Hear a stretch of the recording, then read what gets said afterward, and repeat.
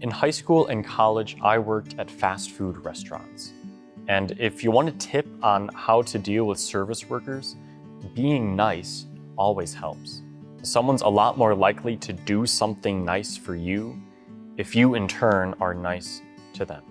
In the book of Exodus, God's people are journeying through the wilderness on their way to the promised land, and they run out of food. But instead of trusting in God and asking Him nicely to provide, they start to grumble and complain. This seems ridiculous. They've seen the miracles God has done for them. Why don't they get it? But so often we fall into that same exact trap, but with things that are far more petty. We often struggle with contentment. There's always a new toy to buy, another purchase to ponder, an investment or retirement account to worry about. We fall into that same exact attitude of, why don't I have what I want? Why isn't God giving me what I want? Although God had a reason to punish the Israelites and us, instead, He chooses to provide for His people. We read from Exodus 16, verses 11 and 12. The Lord spoke to Moses, I have heard the grumbling of the Israelites. Say to them, at evening you will eat meat, and in the morning you will eat bread until you are full. Then you will know that I am the Lord your God. Who does this?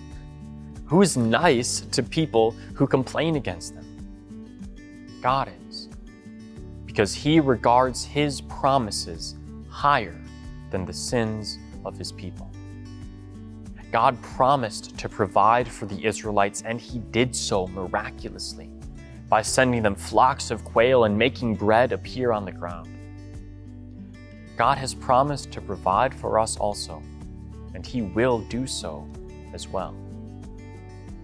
But these physical blessings only make sense in the larger, more important context. God provides for us not just physically, but spiritually.